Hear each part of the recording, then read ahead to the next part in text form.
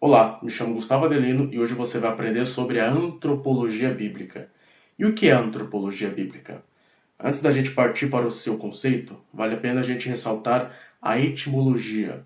Antropologia vem de duas palavras gregas, a primeira é anthropos ou anthropos, que significa humanidade ou até mesmo homem, e a outra palavrinha é logos, que significa estudo, ciência ou até mesmo doutrina. E como está aqui na tela, antropologia é uma área de estudo das ciências humanas que pretende investigar a origem, evolução, desenvolvimento físico, material e cultural, como também a fisiologia, psicologia, características raciais, costumes sociais, crenças e etc. E por ser amplo, necessita de dados e conceitos de diversas outras ciências, como a arqueologia, a etnologia, a etnografia, a linguística, a sociologia, a economia e etc. E por que eu coloquei isso? Porque a antropologia, ela parte de um estudo secular em que eles estudam exatamente todo o desenvolvimento do ser humano, por isso que a gente tem essa concepção de evolucionismo. Só que quando falamos da antropologia bíblica, a gente fala da antropologia bíblica baseada na revelação das escrituras sagradas. Olha que interessante sobre a antropologia bíblica. A antropologia bíblica tem como base o ensino das escrituras acerca do homem, desde o relato da criação até o relato da consumação final. Então, a antropologia teológica identifica e extrai de todo esse ensino seus pontos fundamentais, de modo a apresentar uma visão ampla e, ao mesmo tempo, bem organizada do homem à luz da palavra de Deus. Enquanto a antropologia secular, ela fica presa em ver qual que vai ser o desenvolvimento do ser humano posteriormente, no quesito evolucionista, em que ele vai analisar todos os aspectos psicológicos e até mesmo sociológicos. A gente também faz esse tipo de análise, só que a gente faz uma análise um pouco mais profunda. Qual que é essa análise um pouco mais profunda? A gente parte do princípio de que o homem não é só criado da matéria. A gente vai ver um pouco mais para frente, qual que é a constituição mais importante do ser humano, não negando que a matéria do ser humano não seja importante, pelo contrário, mas é enfatizar que dentro do ser humano tem aquilo que chamamos de alma. E é a partir daí que a gente vai ver como que se constitui todo esse campo de corpo, alma, espírito. A gente vai decorrer um pouquinho falando sobre a dicotomia e tricotomia, como que ambas linhas teológicas acabam sendo difundidas dentro das igrejas, ou até mesmo dentro do campo teológico, e qual que é a visão a qual seguimos. Já que estamos familiarizados agora com o que é a antropologia bíblica, a gente vai ver um texto muito interessante que se encontra em Gênesis, capítulo 1, versículo 26. Eu vou colocar aqui na tela para vocês. E disse Deus: façamos o ser humano à nossa imagem, conforme a nossa semelhança. Olha que interessante como a NAA, que é a Nova Almeida Atualizada, traduz. E disse Deus: façamos o ser humano. Por que ele coloca ser humano? Exatamente para que a gente venha a entender que a criação do Gênesis capítulo 1, versículo 26, é o ser humano, ou seja, é um resumo da criação do ser humano, não especificamente do homem, mas sim do homem e da mulher. E quando ele fala, e disse Deus, façamos o ser humano conforme a nossa imagem e conforme a nossa semelhança, quando você estuda hebraico, isso fica com um pouco mais de sentido. Por quê? Porque essa concepção de que o plural ele se encontra ali quer dizer o seguinte, que Deus ele está em toda a sua plenitude, magnitude, poder e glória, fazendo o ser humano conforme o que? A sua imagem. Só que essa imagem ela vai ser retratada novamente no verso 27. Olha que interessante.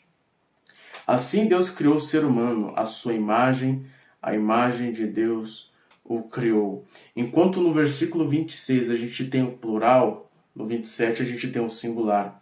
A gente vai ver que lá em Colossenses 3,10, olha que interessante. E se revestiram da nova natureza que se renova para o pleno conhecimento, segundo a imagem daquele que a criou. Efésios capítulo 2, versículo 24. E a se revestir da nova natureza, criada segundo Deus, em justiça e retidão, procedentes da verdade.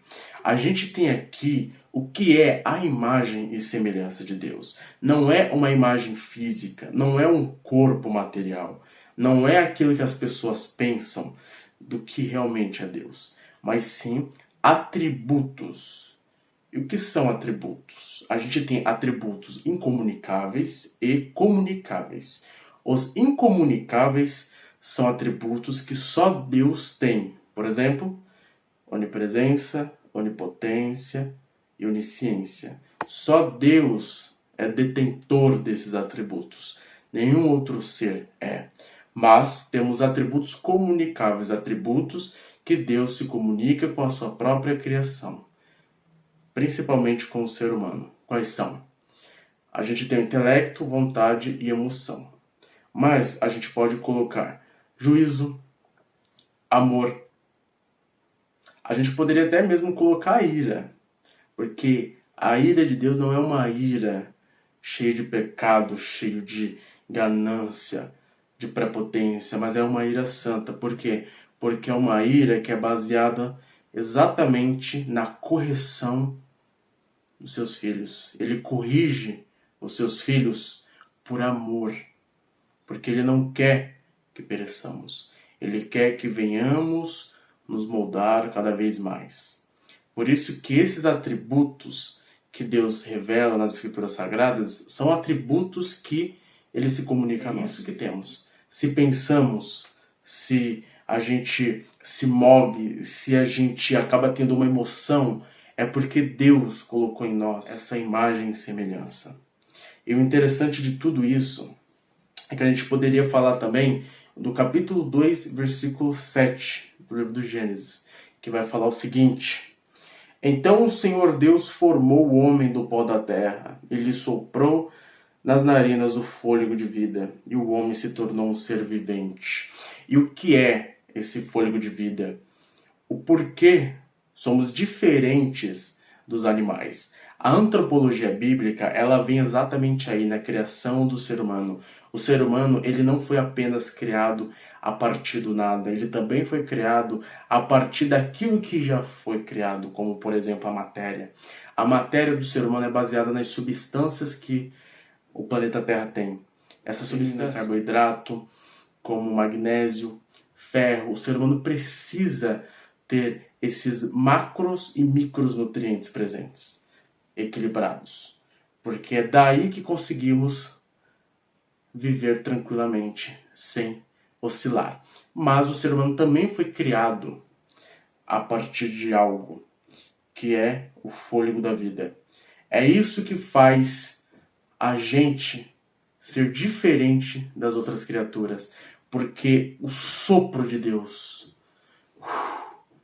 fez com que a gente tivesse essa racionalidade, que fizesse a gente ter essa vida com abundância.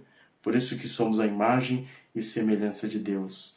Aí vem a pergunta: de onde que vem a alma? Qual que é a origem da alma? Como que funciona tudo isso? A gente vai ver em breve. Antes de falarmos sobre a origem da alma, vale ressaltar o que é dicotomia e tricotomia. Já que falamos sobre como que funciona a imagem e semelhança, a gente tem duas ciências dentro da teologia, que é a dicotomia, que acredita que o corpo, ele realmente é a parte da alma, só que a alma e espírito são iguais. A mesma coisa, como se fosse uma ênfase. Logo, a gente tem o corpo sendo a matéria, alma e espírito sendo a parte imaterial. Não há separação entre alma e espírito. É a mesma coisa. Quando a gente fala da tricotomia, a gente precisa ter um pouco mais de detalhes na hora de explicar. Eu vou colocar essa imagem aqui, que eu vejo que essa imagem ela representa muito bem como que funciona a tricotomia. Nessa imagem vocês podem ver que temos a tríplice natureza do homem. a gente vê a parte do corpo, em que está aqui o homem carnal, a parte da alma, que é o homem natural, e a parte do espírito, que é o homem espiritual.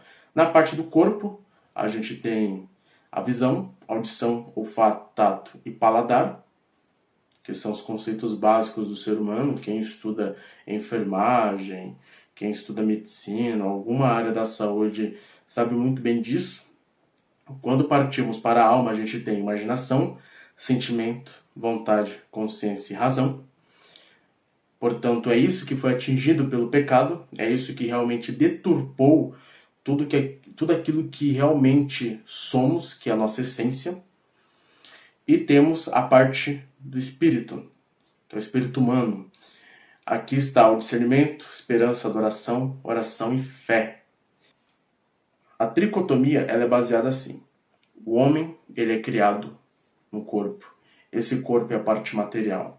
A parte da alma é a parte imaterial, mas ela é distinta do espírito, porque o que foi corrompido foi a alma, mas há no ser humano o espírito, que é através dessa graça, essa graça preveniente, que nos capacita a chegar ao Criador, faz com que a gente realmente tenha esse pontinho espiritual, esse pontinho que nos ajuda a continuar, esse pontinho que nos faz chegar realmente ao Criador.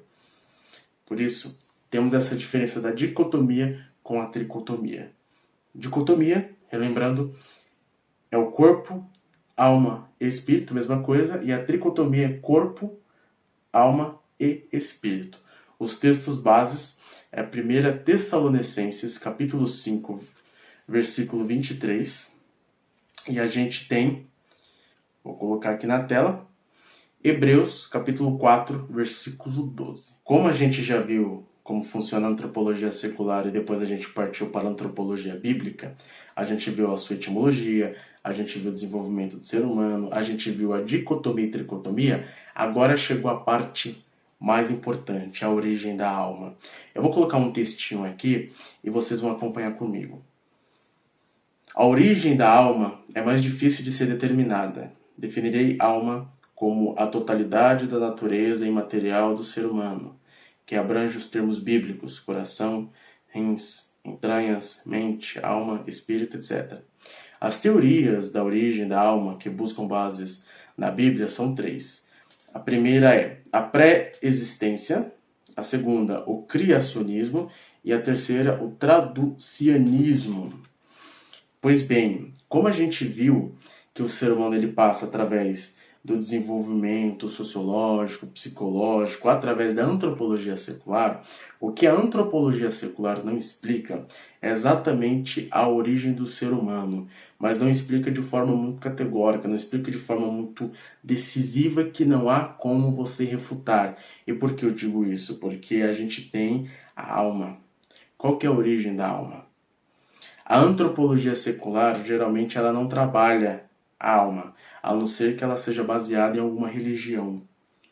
Mas a alma, ela está presente no ser humano, porque é daí que faz com que o ser humano seja racional, seja único, seja diferente das outras criaturas.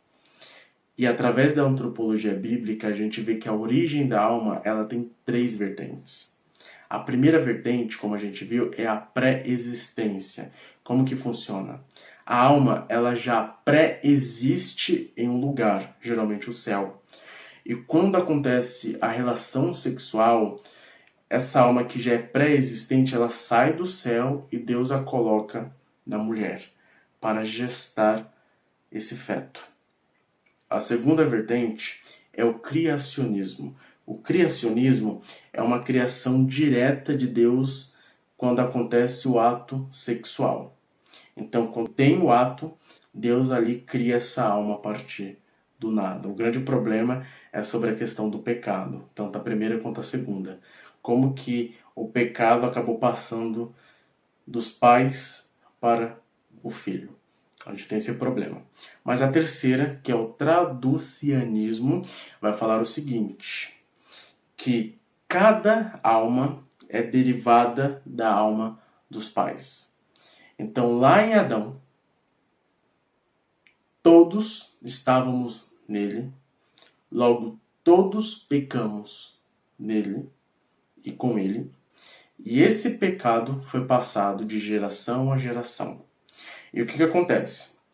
Como Adão é o pai de todos, não confunda com a mitologia nórdica, com Odin, pai de todos, mas pai de todos no sentido de representante federal, ele acabou fazendo com que toda a humanidade viesse pecar juntamente com ele.